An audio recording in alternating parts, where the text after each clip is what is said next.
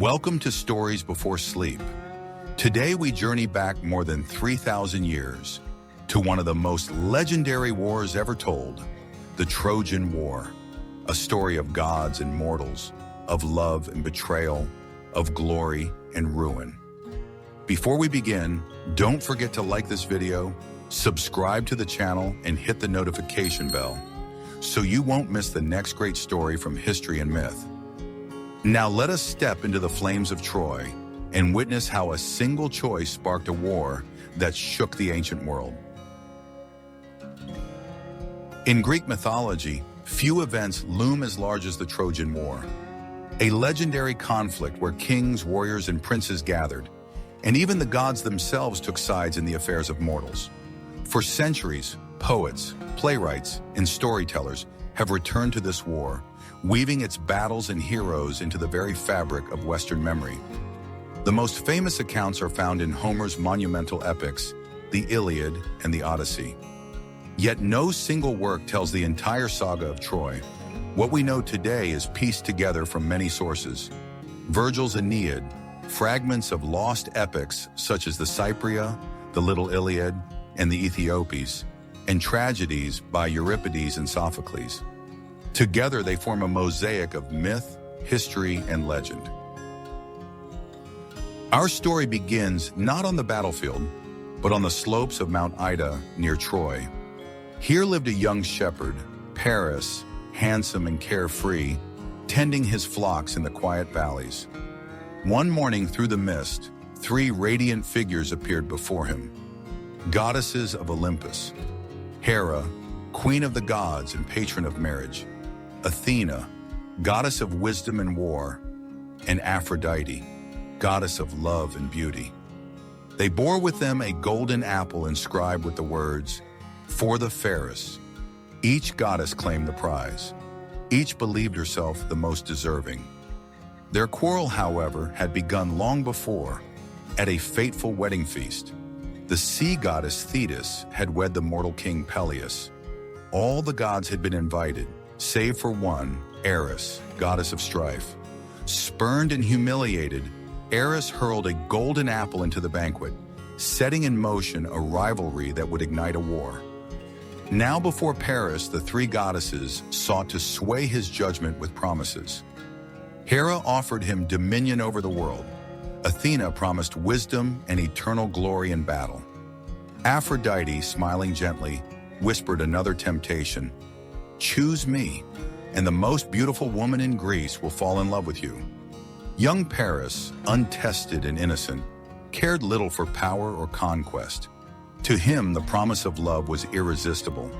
And so, with a single choice, he handed the apple to Aphrodite, and unknowingly set the spark for one of the greatest wars in myth and memory. Years later, Paris was welcomed back into the royal palace of Troy. It was then revealed that the young shepherd was in fact a prince, the son of King Priam. The story goes that on the day Paris was born, his sister Cassandra, beloved by the god Apollo, bargained for the gift of prophecy. With her new power, she foresaw that her infant brother would one day bring ruin to Troy. Out of fear for the city's fate, Cassandra begged her father to send the child away. Reluctantly, Priam entrusted Paris to a shepherd, keeping his royal identity a secret. As time passed, Cassandra aged while Apollo remained forever young. Fearing abandonment, she ended their bond. In anger, Apollo cursed her, "You shall always speak the truth, but no one will ever believe you." From that moment, though Cassandra warned of looming disasters, her words went unheard. Thus, when Paris was restored to the palace, no one opposed it. The wheel of destiny had begun to turn. Helen's suitors, the oath of Tyndareus. Back in fertile Greece, in the land of Sparta, there was a maiden named Helen. Her beauty was famed across the world, drawing suitors from every corner of Greece and even foreign kingdoms. When the time came for her to wed, princes and warriors crowded Sparta to seek her hand. But this left her father, King Tyndareus, in a perilous position. To favor one suitor would offend all the others. and war would be inevitable. At this moment, Odysseus, king of Ithaca, appeared.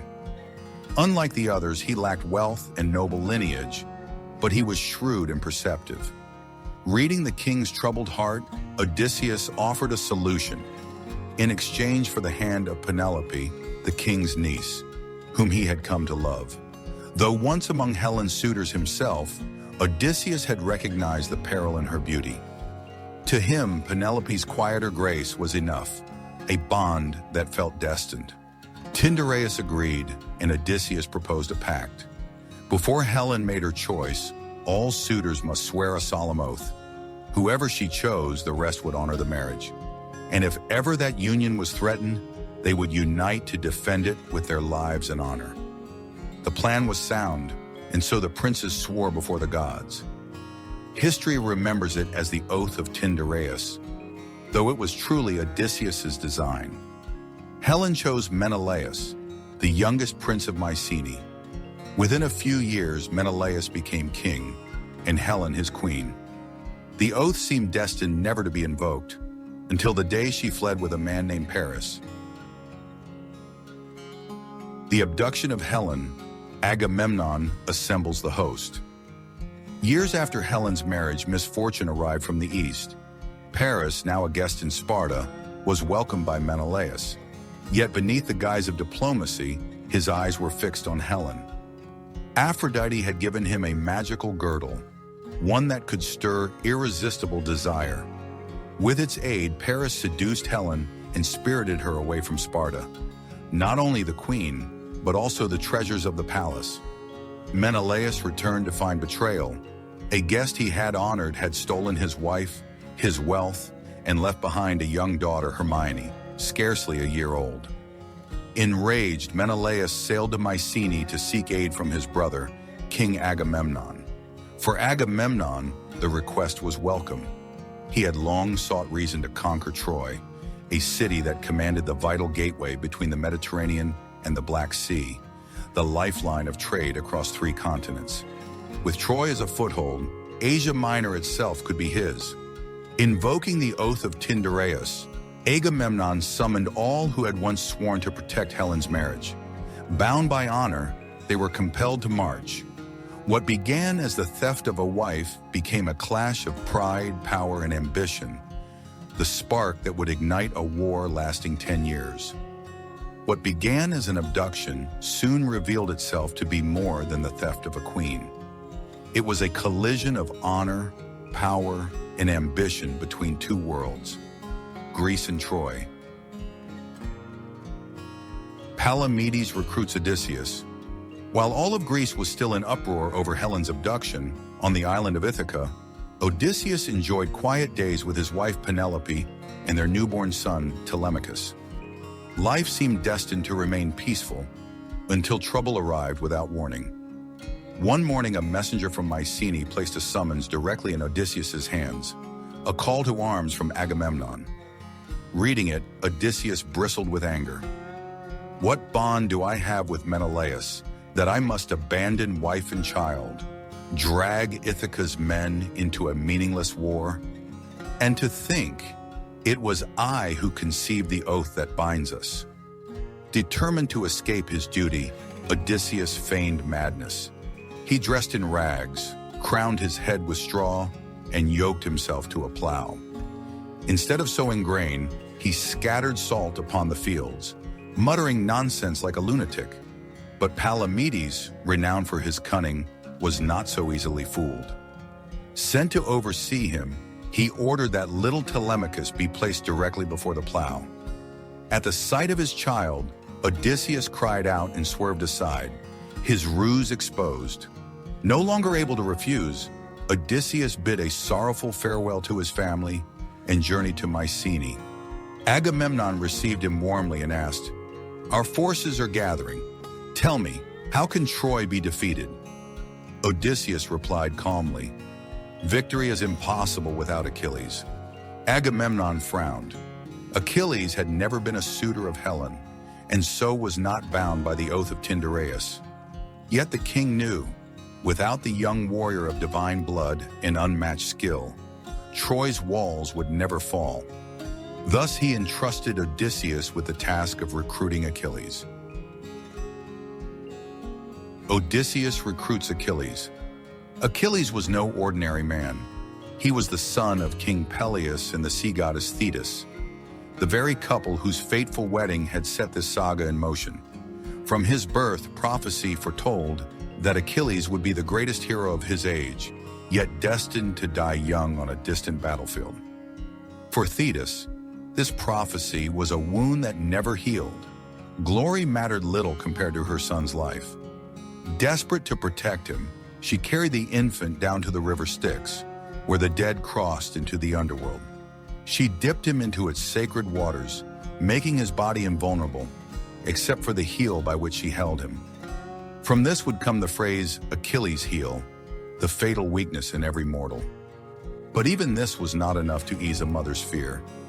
As Achilles grew, Thetis hid him away on the island of Skyros, disguised among the maidens of the court. There he lived under the name Pyrrha, the red-haired girl, and even fathered a son, Neoptolemus, with Princess Didymia. Achilles also shared a profound bond with Patroclus, foster son of King Peleus. The two grew up side by side, companions, brothers, perhaps more. Ancient Greeks saw no shame in such love, and many believed Patroclus carried half of Achilles' soul. Yet destiny could not be denied. When Odysseus arrived, he came disguised as a merchant, bearing silks, cosmetics, and jewels, and hidden among them, gleaming swords. While the maidens rushed to admire the finery, one girl reached instinctively for a weapon, eyes alight with warrior's fire. It was Achilles. His disguise broken, Achilles did not resist. He had long known his fate and merely smiled. I would rather live one glorious day like the sun than 100 years in ashes and shadow. Odysseus needed no further persuasion, and Achilles gathered his own legendary host, the Myrmidons, and prepared to march to war. Speaking of that army, its origin was a legend of its own. Long ago, the land of Aegina, homeland of Achilles, was struck by plague. People fell like stalks of wheat, soldiers among them. King Ajax, Achilles' grandfather, went to the temple and prayed to Zeus for a force to defend the city. Zeus looked down upon the earth and saw a swarm of black ants carrying food through the forest. With a wave of his hand, he transformed them into men. Thus was born the army of the Myrmidons, their name meaning descendants of the ant. These warriors, clad in black armor, were fiercely disciplined, impervious to fear or pain, and bound in absolute loyalty to the royal bloodline of Aegina, as loyal to their leader as ants are to their queen. When Achilles' fleet and his Myrmidons landed at Mycenae, Agamemnon himself came out to greet them. To behold the invincible hero, fierce as a lion, accompanied by this miraculous host, filled him with delight. Inwardly, he thought, "Here is the sharpest blade in its sheath, the strongest spear in my hand. With him, victory is nearly certain." The assembly at Aulis. A few days later, the Greek princes began arriving at the port of Aulis, where armies gathered in vast numbers. Agamemnon held supreme command over the alliance. At his side stood Menelaus, king of Sparta, famed for its martial tradition, Odysseus of Ithaca, celebrated for intelligence and resolve, and Achilles, son of a sea goddess, regarded as the finest warrior of his generation, with his closest companion, Patroclus, always near. Most of these figures were already well known to audiences, yet many other commanders played vital roles in the campaign and deserve mention. First was Diomedes, king of Argos, renowned for courage and integrity, and counted alongside Odysseus among those especially favored by Athena. Indeed, the goddess's favor seemed to rest even more upon him. Next was Ajax, son of Telamon of Salamis, often called Ajax the Great to distinguish him from another warrior of the same name. Towering in stature, with a voice like thunder, he carried a 7-layered shield known as a living wall. Then came Philoctetes, a master archer once a trusted companion of Heracles. the greatest of Greek heroes. Before his death, Heracles had entrusted to him a bow and arrows dipped in the Hydra's venom at Lerna, poison so dreadful that even gods feared its sting. Beyond these three, the coalition included many other seasoned leaders, each with unique gifts. But to list them all would be to wander too far from the flow of the tale. Agamemnon's sacrifice, the 10-year prophecy, the abandonment of Philoctetes.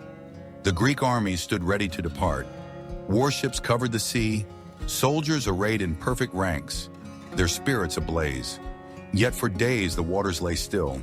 Not a breath of wind rose, and the fleet could not set sail. At last the commanders were told the cause. Agamemnon had once offended the goddess Artemis while hunting, and in anger she had bound the winds. A seer was summoned, who declared the grim verdict: only if Agamemnon sacrificed his daughter, Iphigenia, would the goddess relent.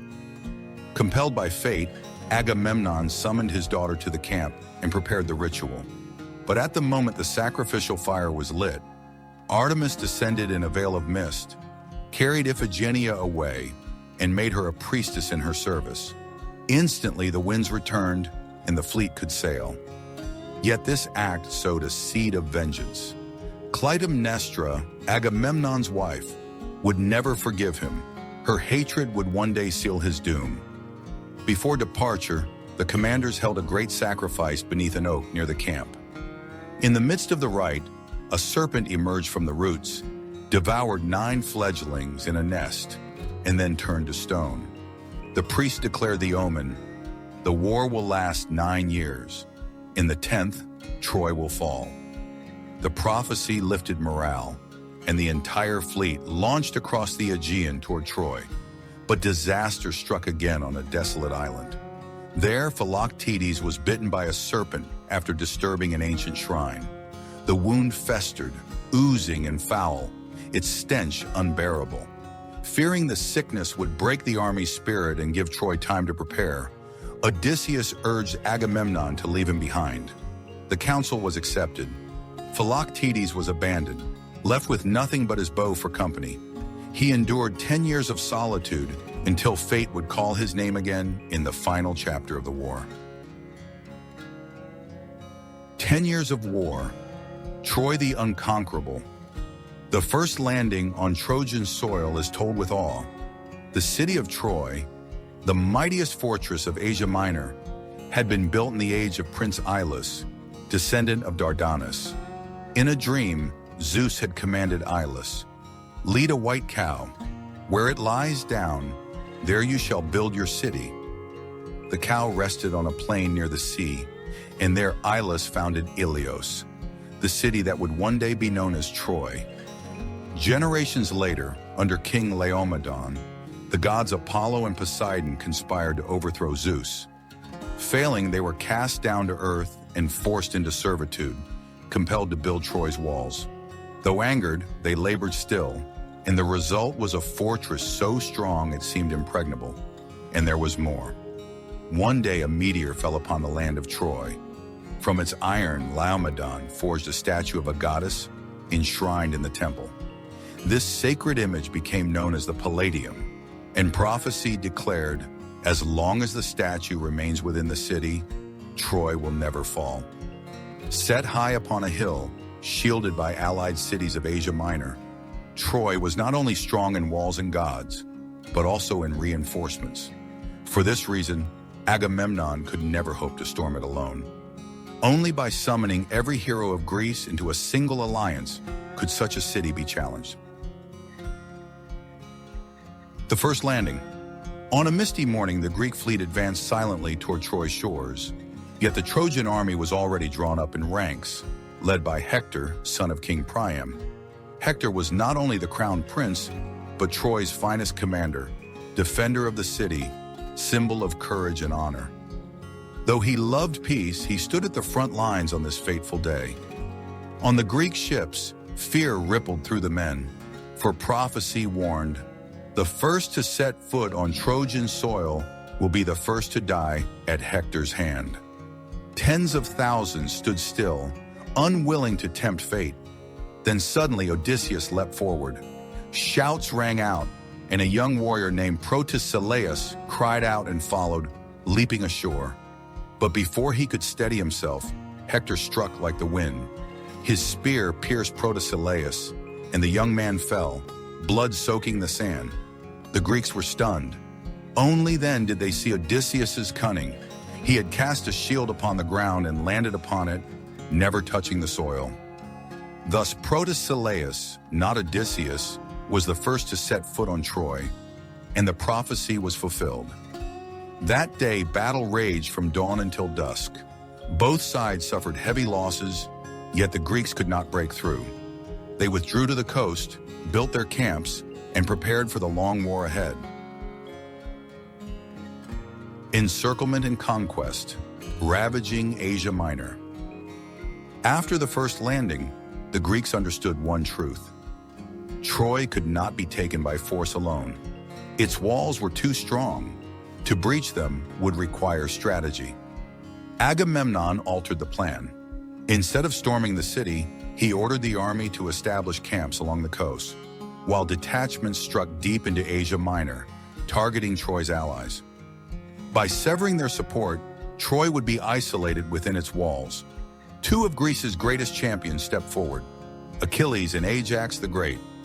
Achilles led the Myrmidons southward. Wherever they marched, cities toppled and Greek banners flew. Over 9 years, Achilles conquered 11 cities and 12 islands, his very name striking terror. At Neoptolemus, he captured the city in a single day, seizing Briseis, the wife of its ruler, and Chryseis, daughter of Apollo's priest, as spoils of war. On the island of Lesbos, famed for its defenses, Achilles at first could not break through. Yet the princess of Lesbos, entranced by his beauty, radiant as Apollo himself, sent secretly into his camp an apple inscribed, "If the city falls, let me be your wife." Achilles feigned acceptance. That night the princess opened the gates and Lesbos fell. But once victory was secured, Achilles turned cold, executing her as a warning against betrayal of one's homeland. From there, Achilles pressed onward, shattering Troy's network of allies. Under his advance, cities burned and islands fell. Across Asia Minor, the thunder of hooves and clash of steel marked his passage. People spoke of Achilles as a dragon sweeping the plains, leaving behind only fire and ash. Meanwhile, in the north, Ajax the Great marched on Thrace, ruled by Polymestor, son-in-law of King Priam. Polymestor was harboring Priam's youngest son, Polydorus, sent away for safety at just 10 years old. Knowing he could not withstand Ajax, Polymestor surrendered the boy, begged forgiveness, and swore to sever ties with Troy. Ajax agreed, but soon after, he sold young Polydorus into slavery, using the money to fund his army. Ajax next advanced into Phrygia, where King Teleutas held the land. The two met in single combat upon the plain. Their duel stretched through 100 exchanges until Ajax thrust his spear through his foe's chest, seizing the city to the cheers of his men. By the end of the 9th year, nearly all of Troy's allies had been destroyed. The noose tightened. The city itself stood like a lone fortress, surrounded by a sea of fire. The Greeks withdrew to the coast, raising great camps and strengthening their forces in preparation for direct assaults upon Troy. Agamemnon and Achilles clash over a maiden. Menelaus confronts Paris. Achilles returned from the sack of Lyrnessus, laden with spoils. Among them 2 women, Chryseis and Briseis. Chryseis was awarded to Agamemnon, commander of the Greek host. Briseis was given to Achilles. Yet Achilles did not treat Briseis as a slave. He honored her as a companion, seating her at his table, sharing his bed, speaking with her gently, and tending to her with care. Patroclus too regarded her as a sister and saw to her well-being. In time, Briseis' grief softened. She grew to love Achilles, forgetting the pain of her lost husband and her fallen city, willing to be his wife. But trouble soon followed. Chryseis' father, Chryses, a priest of Apollo, came bearing gifts to ransom his daughter. Bowing humbly, he begged for her release. Agamemnon scorned him, shouting insults, threatening violence, and driving him away. Humiliated, Chryses prayed to Apollo for vengeance. That night, a plague swept the Greek camp. Men burned with fever, vomited, and died in numbers. The commanders convened a council. A seer declared the truth. Apollo's wrath had been provoked, and only by returning Chryses could the pestilence be ended. Agamemnon grudgingly agreed, but in front of the entire army, he declared that to make up for his loss, he would seize Briseis from Achilles. The words were like oil upon fire. Achilles blazed with fury, nearly drawing his sword to strike Agamemnon down. Only Patroclus' hand stayed him. In the end, Achilles restrained himself, but his voice was cold as iron. From this day forward, I will fight no more. Who lives or dies is no concern of mine. And so Achilles withdrew from the battlefield, closing his tent and refusing to fight. Without him, the Greeks lost their strongest pillar, morale crumbled, and defeat followed defeat. The situation grew desperate. After 3 months of stalemate, both sides agreed to a duel to decide the war's outcome. Menelaus, the wronged husband, challenged Paris. Let it be him and me. If Paris falls, Troy must return Helen. If I fall, the Greeks will withdraw. Either way, the war ends here. Paris accepted, but when he entered the field, his hands trembled, his grip weak upon the sword. After only a few blows, Menelaus pressed him hard, striking him down and ready to kill. In panic, Paris screamed and fled back to the city. The Greek army roared in anger, cursing him. The Trojans lowered their heads in shame. The pact was broken, and the war raged on. Back at the palace, Paris, pale and shaken, returned in disgrace. Helen, waiting on the steps, saw him covered in dust. She stood, looked into his eyes, and said, "You dare come back? Had you died for honor, I might still have called you a man. But to survive by fleeing, you condemned thousands to death. Better the sea had taken me the day you stole me than to live and see this."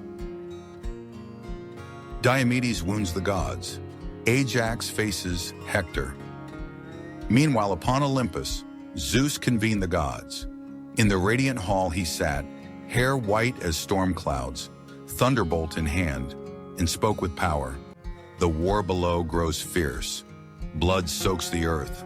What say you all? The gods split into factions. Athena, Hera, and Poseidon stood with the Greeks. Ares, Aphrodite, Apollo, and Artemis sided with Troy. Only Zeus remained neutral, warning them, "Do nothing to upset divine order."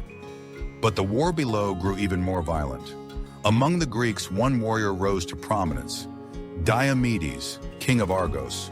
Fierce and cunning, he struck the enemy like a lion in a herd, his spear scattering blood with every thrust.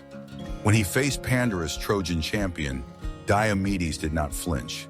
As Pandarus raised his bow, Diomedes hurled his spear, piercing his chest.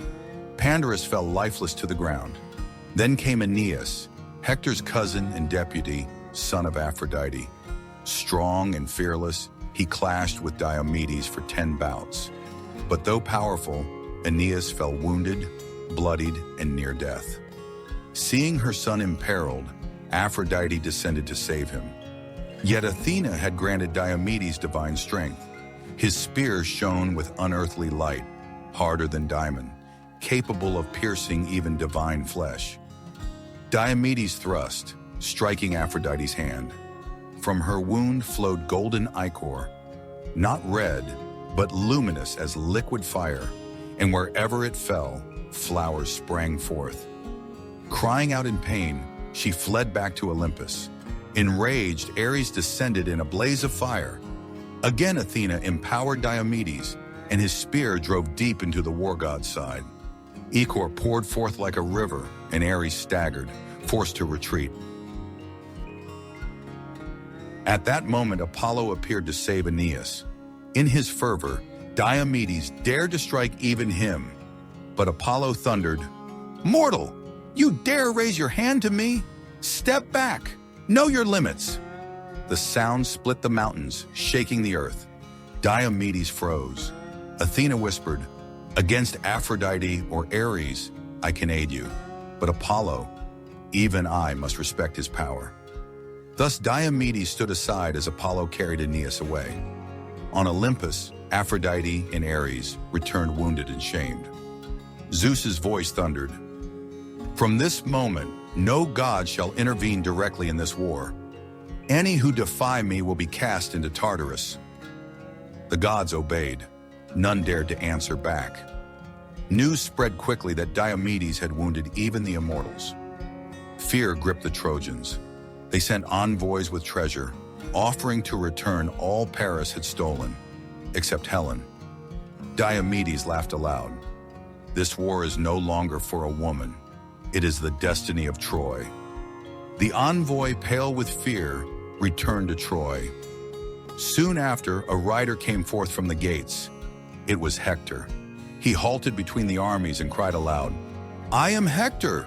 Who among you dares face me in single combat?" The Greeks stood silent. Even Agamemnon and Odysseus hesitated. Diomedes, without Athena's aid, held back. Then Ajax the Great, prince of Salamis, stepped forward, bearing his 7-layered shield, and accepted the challenge. The two clashed fiercely. Hector's spear thrust 3 times, swift as the wind, yet could not pierce Ajax's armor. When their spears shattered, they hurled stones. Ajax lifted a massive rock and struck Hector's shield, nearly toppling him from his chariot. Still Hector rose and fought on. But as darkness fell, elders from both sides raised white flags, calling for a pause. Hector proclaimed, "Ajax is a worthy foe. I hold him in great respect." The two dismounted, ceasing their fight. Hector presented Ajax with a silver-studded sword. Ajax returned a crimson belt. They clasped hands, declaring that, though today they were friends, tomorrow they would be enemies, yet always with honor. Thanks to this fair duel, both sides agreed to a truce to bury their dead. It was one of the rare moments of rest in nearly 10 years of war. The death of Patroclus. At dawn the next day, the Trojans struck without warning. A band of raiders crept into the Greek camp, setting fires everywhere. Winds fanned the flames into an inferno. Chaos erupted. Soldiers and horses scattered. Cries filled the air. Hundreds fell before the Greeks could mount a defense, their morale shaken to the core. Patroclus, troubled at heart, went to Achilles and pleaded, "If you will not fight, our army will be destroyed. Lend me your armor. Let me take your place. At least I can hold the line and save the camp." Achilles considered, then agreed. Patroclus donned the shining armor, helm upon his head, spear in hand, radiant as if he were Achilles himself. The Trojans, seeing him, quailed and fell back toward the city. Patroclus pressed hard, cutting men down without pause. His spear slew Sarpedon, famed commander of Asia Minor, and son of Zeus himself. From the heavens, Zeus watched in sorrow. Yet he did not intervene, for to save his son would be unjust to the countless others who had lost theirs in battle. Instead, the god wept, sending down a storm of rain to mourn Sarpedon's passing. Not long after, Patroclus met Hector himself before the walls of Troy. They fought fiercely. Patroclus pressed hard, striking with fury, while Hector remained calm, parrying and countering with precision. At last Patroclus, weary and spent, faltered. Hector seized the moment, thrusting his spear into his chest. Blood burst forth, and Patroclus collapsed, dust covering his face. Seeing the armor of Achilles lying on the ground, Hector rejoiced, believing he had slain his greatest foe. But when he pulled off the helmet, he froze. It was not Achilles, but Patroclus. Cold sweat drenched him. News of the death reached Achilles like a thunderclap. He fell to the ground, crying out, "Patroclus, my companion, my brother, my beloved soul. You who knew me as no other, dead because of me, your life lost in my place. What meaning is left in mine?" He wept bitterly over Patroclus's body, tears streaming as the soldiers around him wept as well. Meanwhile, Odysseus urged Agamemnon, "For the sake of the cause, let us set aside quarrels. Return Briseis to Achilles." Agamemnon, though resentful, consented. Briseis was released. She rushed at once to Patroclus's body, falling beside him in grief. "O kind one, you were as a brother to me. You taught me the Greek tongue, shielded me through the years. You promised to see me wed to Achilles as a wife, not kept as a slave. And now, before I could thank you, death has torn us apart." From that moment, Achilles swore vengeance. He met Agamemnon, and the two set aside their strife. Burning with rage, Achilles donned his armor once more. His sword gleamed like wind's edge. His eyes blazed with fire. He strode to the battlefield, sworn to take Hector's life in blood for the death of Patroclus. Achilles' revenge, the duel with Hector. They say Patroclus was the gentleness within Achilles. When he fell, the demigod became like a wild horse loosed from its reins, a storm of divine wrath, merciless and terrifying. No longer restrained, Achilles charged into the Trojans like a lion among sheep. His sword rose and fell, heads rolled, corpses piled into mounds. Where he struck, he cast the bodies into the river Xanthus to clear his path. Soon the river was choked with blood and corpses, its waters running crimson. Enraged, the river god Xanthus, also called Scamander, rose up in fury. Disgusted by the stench and filth, Scamander unleashed floods against Achilles. The hero, though mighty, struggled to withstand the torrent, nearly swept away to his death. On Olympus, the gods who favored Greece grew anxious. Achilles was half divine, yet still mortal. If Scamander pressed on, he would surely perish. They pleaded with Zeus for leave to intervene. Zeus nodded. The skies darkened, and the gods descended to the battlefield. Hera sent her son, Hephaestus, god of the forge, to save Achilles. Hephaestus poured down fire from his furnace.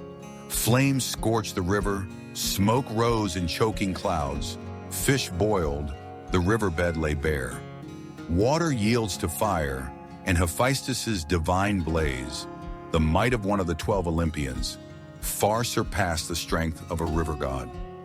Terrified, Scamander knelt, begging for mercy, swearing never to harm Achilles again. Only then did Hephaestus relent and withdraw the fire. Elsewhere, Athena, clad in gold, eyes blazing, spear in hand, faced Ares, the god of war.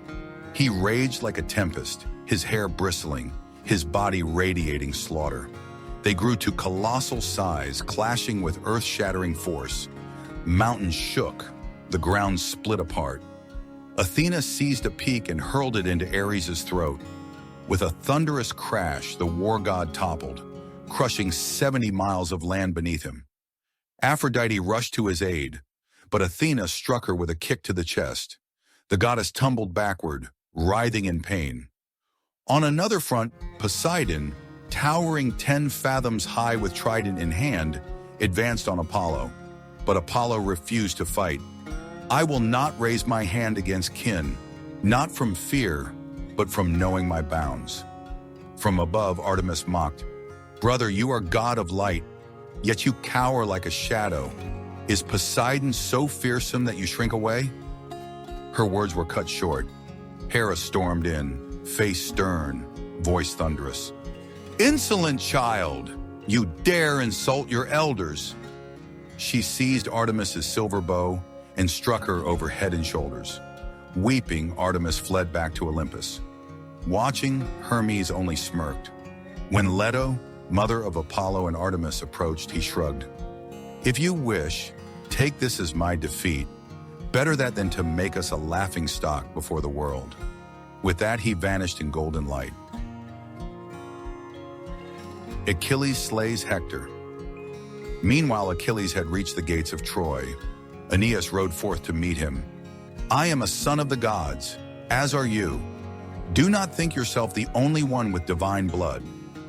The two clashed, their chariots colliding, spears flashing like lightning. Yet within 30 blows, Aeneas was hurled from his horse, blood streaming as he lay helpless on the ground, awaiting death. Then the sea roared. Storm clouds swept the sky. From the deep, Poseidon rose, trident in hand. He lifted Aeneas and carried him away into the waves. When the young warrior awoke, dazed, he asked, "Lord, you side with the Greeks. Why save me?" Poseidon answered with a smile, "Your fate is not to end today. 10 years hence, the West shall await you with a greater destiny. I save you not for sides, but for fate itself." Poseidon vanished into the waves. Aeneas rose, pale yet with new understanding in his eyes. He still lived, for his time had not yet come. Across the field, Achilles cared nothing for Aeneas's fate. His mind burned with only one thought: Hector, the slayer of Patroclus. From the walls of Troy, Hector saw Achilles' chariot flashing like lightning, armor blazing, the earth trembling beneath his wheels. Hector knew this reckoning could not be avoided. He turned home one last time, stood before his wife and child. He spoke no words, only stroked his wife's hair with one hand and lifted his son with the other, gazing long and hard. All Troy fell silent. The old wept, the young covered their faces. The entire city watched as Hector went forth to his fate. At the gate, Hector saw Achilles waiting in the plain. The air grew heavy. Each step Hector took was weighted like stone. Suddenly, fear overwhelmed him. He turned and ran. Achilles spurred his horses in pursuit. Around the city they circled 3 times, dust rising in clouds, one fleeing, the other relentless. At last Hector stopped, gasping, sweat pouring. Though fear still clutched him, he turned to face his enemy. As the poet said, "To know no fear is not true courage. To know fear and still stand and face it, that is bravery." They faced each other in the empty plain, armor gleaming, eyes hard as iron. Achilles struck first. Hector parried and countered. Steel clashed, blades rang, sand and dust billowed. Achilles attacked like a storm. Hector held firm like a wall. They fought dozens of blows, but Hector grew weary, his breath ragged, his arms heavy, sweat soaking his tunic. Achilles pressed closer, silent and implacable. Seizing an opening, he darted aside and drove his spear through Hector's chest. The Trojan prince fell, blood spilling from his lips, eyes fixed on the city until they closed forever. Without pause, Achilles pierced Hector's ankles, laced them with rawhide thongs, and bound him to his chariot. Mounting, he lashed his horses. Around the city they thundered, Hector's body dragged in the dust, head striking the ground, hair matted with filth, flesh torn, blood streaking the sand. The sight was unbearable. On Troy's walls, King Priam collapsed in shock. Hector's wife and child fainted. The people wailed in anguish. Their cries rose like echoes from the underworld itself. Priam begs for Hector's body. In Greek belief, the unburied dead could not cross the river Styx. Charon, the ferryman, would turn them away. Their souls would wander the earth, restless and unredeemed. That night within the Greek camp, an old man came quietly. His beard was white, his clothes ragged, his steps unsteady. It was Priam, king of Troy. Casting aside all royal dignity, he disguised himself as a beggar and walked alone into the enemy's midst. Entering Achilles' tent, he fell to his knees, tears streaming, voice trembling. "I do not ask for life, nor for honor. I ask only to take my son's body home, to fulfill a father's duty. Here I kneel, kissing the hand that slew my child, begging the heart of a warrior to grant me mercy." Achilles looked down at the aged king kneeling before him. His chest tightened, his eyes reddened. With a sigh, he said, "How pitiful, a king humbling himself so for love of his son. Compared to you, Agamemnon, my commander, is small indeed." He ordered Hector's body to be returned. Washed clean, wrapped in linen, it was handed back by Achilles himself with solemn respect. The next day, the drums of mourning sounded through Troy. The people wept and laid their prince to rest. Hector, once the city's shield, now lay in the earth. From father to wife, from household to nation, tears flowed into a sea of grief. Upon the walls, lamentation rang like the first rains of spring. The sky held no storm, yet the ground was wet with human sorrow. The coming of the Amazon Queen. At dawn, from the southeast, a cloud of dust rose across the sky. It was the Amazon host, led by their queen, Penthesilea. Daughter of Ares, god of war, Penthesilea had been trained from childhood as a warrior. Master of sword and bow, rider swift as the wind. The Amazons were a nation of women who needed no men. They captured them only for bearing children, raising the daughters, killing the sons. Feared across the land, they were a power few dared challenge. Penthesilea had conquered many Greek cities, but in a clash of arms, she had once struck down her own sister, Hippolyta. At once, the avenging spirits, the Aeneas, laid their curse. Her soul would be hounded without rest in the underworld. King Priam of Troy pitied her.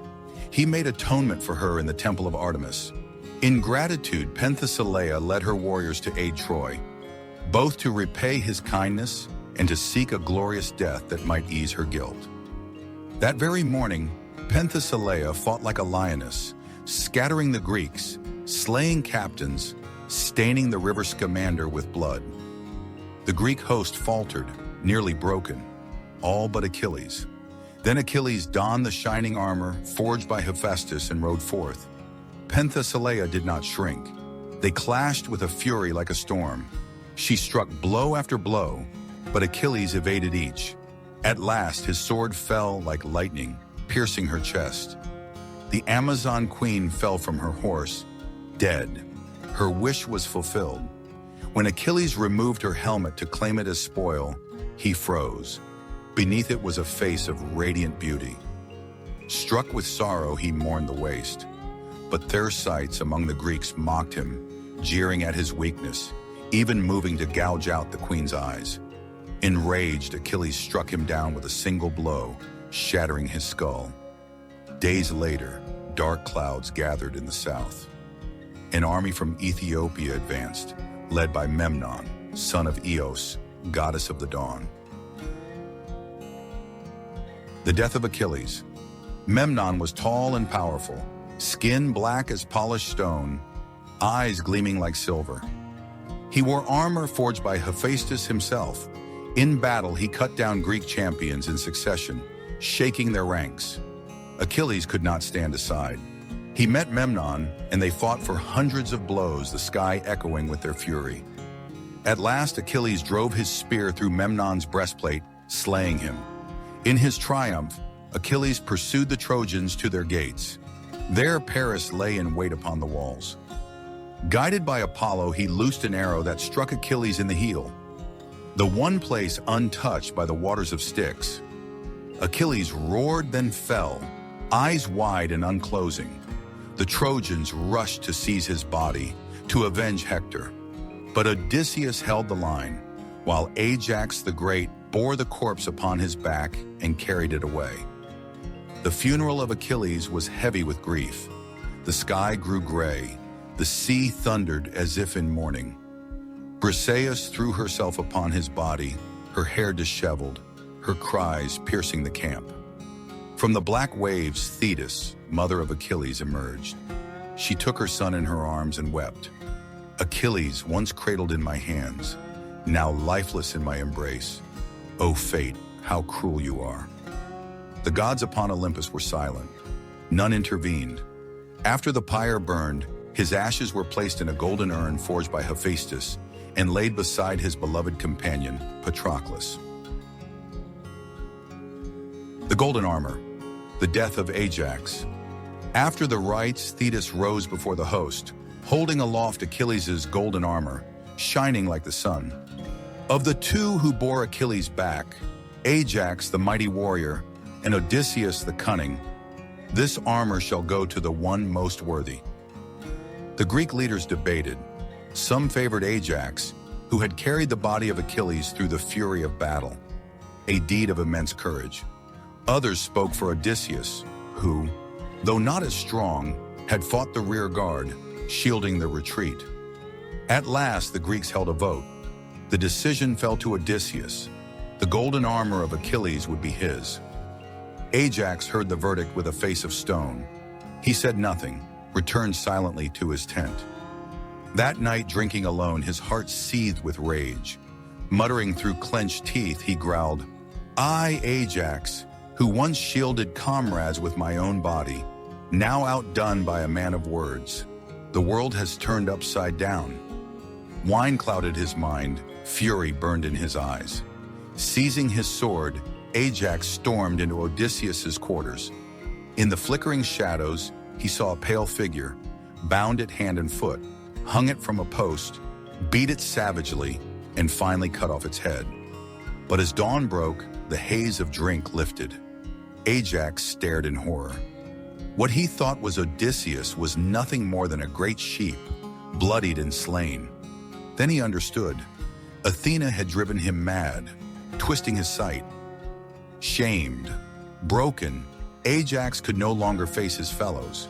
He washed his hands and face, then took the silver sword once gifted by Hector and drove it into his chest. His blood soaked the earth as he fell. When Odysseus heard the news, he rushed to the scene. Standing over Ajax's body, he whispered, "O Ajax, if only I had known, perhaps I would have yielded the armor to you." The summoning of Philoctetes, the death of Paris. By the winter of the 10th year, the endless stalemate before Troy had drained the Greeks of spirit. In the camp, an old prophecy was recalled. Troy shall never fall without the bow of Heracles. That bow, once wielded by the greatest hero, had been given to Philoctetes, who for more than 10 years had languished abandoned on the Isle of Lemnos. Long ago, stricken with a festering wound, he had been left behind, and it was Odysseus who urged it. Now the commanders resolved to send Diomedes and Odysseus to fetch him. Their ship sailed swiftly, soon reaching the desolate island. Odysseus went ashore first, finding the cave where Philoctetes dwelt. The air stank of rot. His wound still festered. When he saw Odysseus, his eyes burned with scorn. 10 years ago, you were the first to call for my abandonment, and now you dare come before me? Odysseus tried to explain, but Philoctetes turned away, crawling back into his cave, barring entry. Odysseus returned to the ship, conferring with Diomedes. At first, Diomedes hesitated, but for the sake of the cause, he agreed. This time, Diomedes went alone. He tapped gently at the rock. "May I speak with you?" Philoctetes emerged. Respecting Diomedes, he lingered. "Why have you come?" he asked. Diomedes bowed his head and said slowly, "The Greeks have betrayed me. I fought with all my heart, yet Odysseus stole the credit. If you still bear anger toward them, give me your bow. With it, I will reclaim justice." Philoctetes studied him long, then went within and returned with the bow, placing it in his hands. But as Diomedes walked away, his heart grew heavy. He set the bow down, sighed. To win by lies, to trick a man who has suffered 10 years, my conscience cannot bear it. He returned to the cave, knelt, and placed the bow back before Philoctetes, confessing the truth. That night in his sleep, Philoctetes dreamed of Heracles. The great hero appeared, cloaked in a lion's skin, club in hand, hovering above him. "You were chosen to bear my sacred bow. Yet while the cause remains unfinished, you waste away on this isle. Go with Odysseus. Your wound will be healed." At dawn, Philoctetes awoke with a calm face and agreed to return to war, but his legs still festered and he could not walk. Odysseus summoned the descendants of Asclepius, the brothers Machaon and Podalirius. After a week of healing herbs, the wound closed, and Philoctetes rose, steady once more, ready for battle. With Philoctetes back, Greek spirits soared. One day, amid fierce fighting, he raised Heracles' bow, took careful aim, and loosed an arrow. It struck Paris in the abdomen as he stood upon the wall. The shaft pierced soft flesh. Black blood spilled. The wound rotted almost at once, for the arrowheads had been dipped in the venom of the Hydra. Poison spread swiftly, Paris paling, eyes rolling back, words failing on his lips. Knowing death was near, he ordered his men to carry him to Mount Ida, where Oenone, his former lover, still dwelt. She alone knew the cure for Hydra's poison. Years before, when Paris had been but a shepherd, Oenone had shared his life in the wilderness. The death of Paris, Oenone's despair. They had once sworn eternal vows, but when Paris returned to the royal house and later found Helen, he abandoned Oenone, leaving her to wait in bitterness for 10 long years. Now, laid before her cave, his body convulsed, his voice a faint plea for help. Oenone stood silent. Her anger had not faded with the years. Paris knew there was no hope. He was carried down the mountain, but before reaching its base, he drew his final breath, eyes wide open in death. His body was burned with royal rites, yet as the embers still glowed, Oenone appeared in a white robe, stepped silently into the fire, and was consumed in the flames. Odysseus steals the Palladium, the summoning of Neoptolemus. The siege dragged on for 10 years. Time and again, the Greeks stormed the walls, tried cunning stratagems, yet Troy still stood unbroken. Soldiers grew weary, generals aged. The war seemed locked in stalemate. One day, the leaders gathered in council. Odysseus rose and declared, "Troy endures because the Palladium, their sacred statue, remains within its walls. As long as it stands, the city cannot fall. I propose we steal it to shatter their faith. And further, since Achilles' death, our spirits have waned. But if we bring forth his son, Neoptolemus, clad in his father's armor, the army's heart will blaze anew, and fate itself may turn." The council fell silent, then nodded in agreement. Without delay, Odysseus disguised himself as a beggar. Ashes smeared upon his face, rags upon his back, a wooden staff in hand. At night he slipped into the city. Passing the square, a voice called from above, "Odysseus, is that you?" It was Helen standing upon the balcony, clad in white, her long hair flowing. She spoke softly, "You need not hide. I will not betray you. They say I fled with Paris for love, but in truth it was Aphrodite's spell. Through all these years I have never forgotten Menelaus, nor my daughter. My heart has never belonged to Troy. The Palladium lies in the temple of Athena, high upon the citadel. If you would take it, do so tonight, but shed no blood within the temple. Do not provoke the goddess." Odysseus bowed in silence and slipped away. At midnight, shrouded in mist, he crept into Athena's sanctuary. In the central hall stood the statue, cold-eyed, armored, spear in hand. Odysseus knelt before it, then lifted it into his cloak, climbing over the walls to vanish into the night. By morning, the Palladium was in the Greek camp, but Odysseus's task was not finished. He sailed across the sea to the Isle of Skyros, where Princess Diademia was raising Neoptolemus, the son of Achilles. The boy was 14, tall, bright-eyed, walking with confidence. The moment he saw Odysseus, he asked eagerly, "At last you've come. I have waited since I was 12. I want to fight. I want to follow my father. I want my name remembered as his."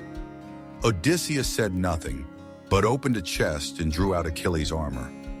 Sternly he spoke, "Once you put this on, you are no longer a child. Do you understand?" Neoptolemus reached for it without hesitation. Donning the shining bronze, he gazed into the mirror of the shield and laughed. "This is fate. I will walk the path my father left unfinished." Odysseus only shook his head. In the boy he saw not Achilles reborn, but a youth, proud, reckless, blinded by devotion, burdening himself with a dream too great. The coming of Neoptolemus, the death of Rhesus. On the battlefield, the Greeks were being pressed hard by a fearsome ally of Troy, Rhesus, king of Thrace. Huge and powerful, he swept aside all resistance, cleaving 2 Greek captains in half and terrifying the ranks. At that moment, from Odysseus's ship, Neoptolemus emerged. In golden armor, sword in hand, his eyes blazing, he seemed from afar like Achilles returned from the grave. They met in combat. Steel clashed like thunder. Rhesus struck with savage might, each blow meant to kill.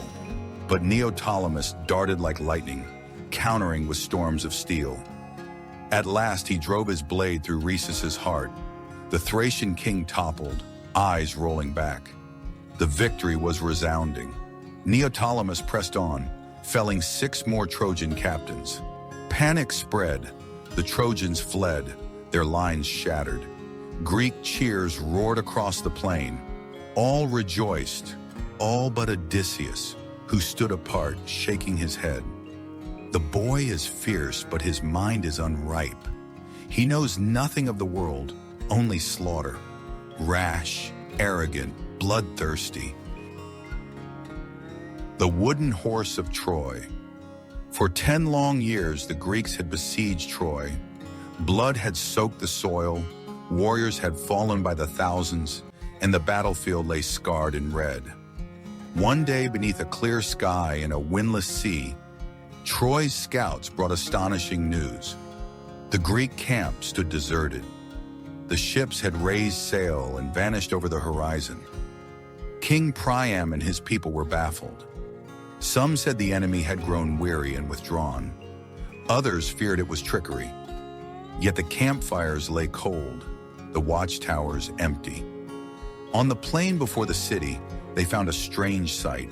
A colossal wooden horse, as tall as 3 chariots stacked together, wheels beneath its hooves, head lifted eastward, carved with uncanny skill, its form noble and awe-inspiring.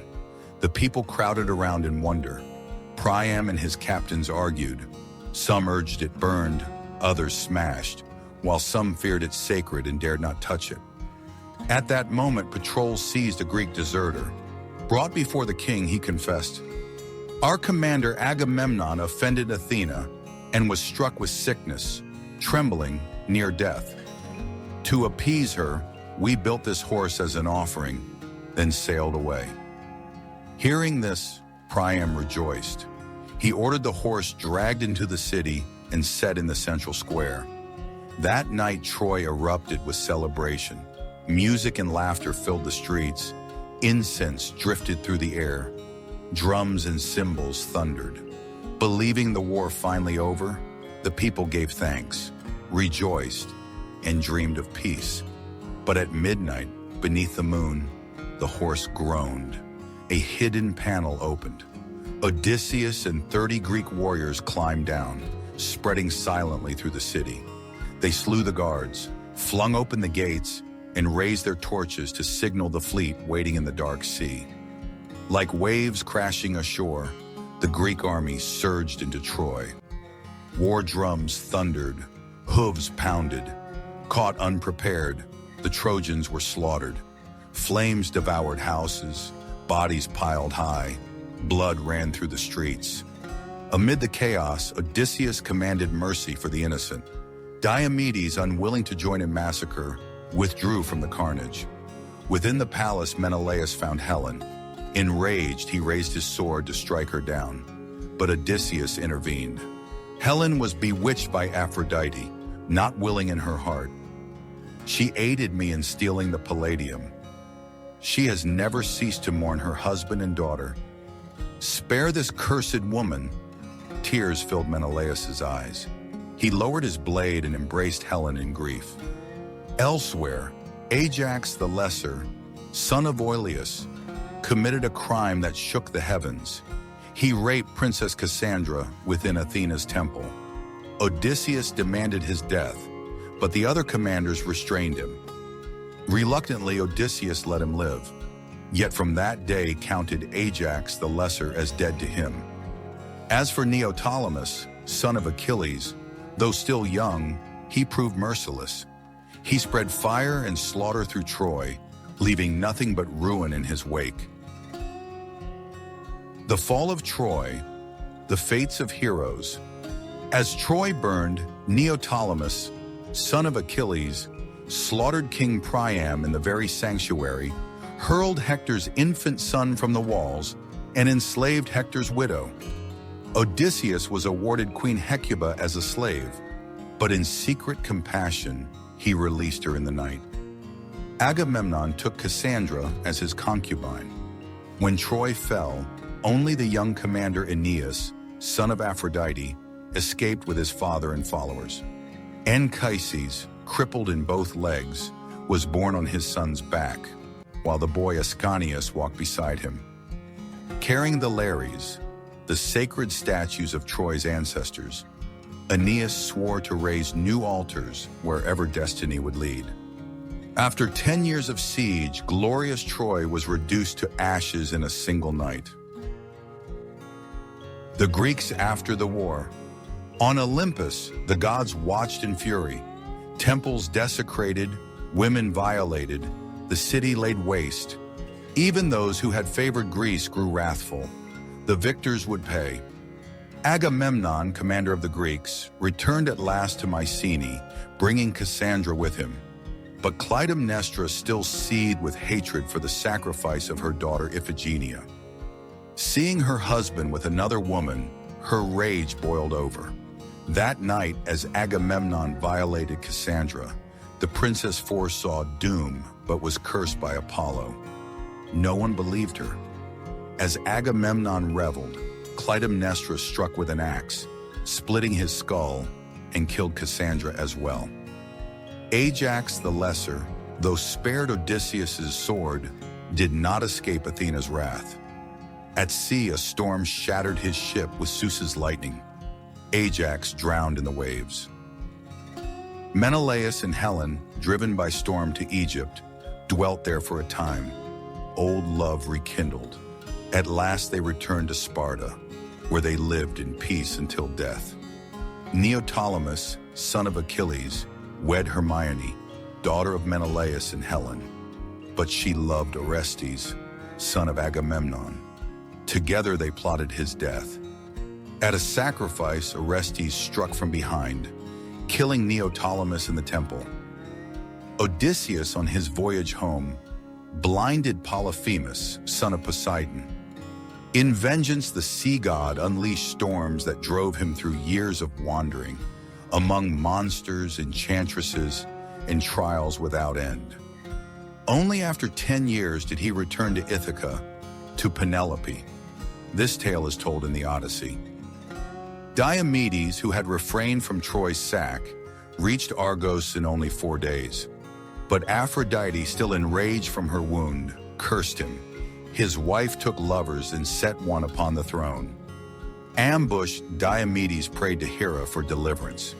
Homeless, he sailed to Italy, aided local kings, married a princess, and founded 10 cities, among them Venusia.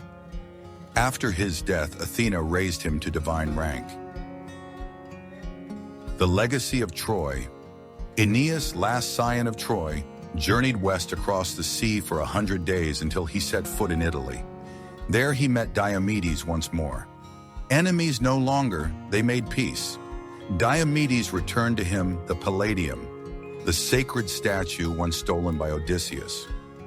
Not long after, Aeneas built his new home in Latium, uniting with the native peoples. From him sprang a line that would found one of the greatest empires the world has ever known, the Roman Empire. Epilogue. The echo of Troy, the Trojan War, a conflict born of love and pride, waged by kings and gods, ended in fire and ruin. For 10 years, heroes fought and fell, their names etched forever into legend. Yet from Troy's ashes rose new beginnings. Aeneas carried his people westward, planting the seeds of Rome. Achilles' glory lived on through story and song, even as his life ended in youth. Odysseus' wanderings became the stuff of epic, and the gods themselves, though immortal, revealed their flaws and passions in the affairs of mortals. More than a tale of war, Troy became a mirror of humanity, of honor and betrayal, of love and vengeance, of destiny and despair. Its echoes resound not only in myth, but in the very foundations of Western memory. A reminder that even the mightiest walls can fall, but stories endure forever.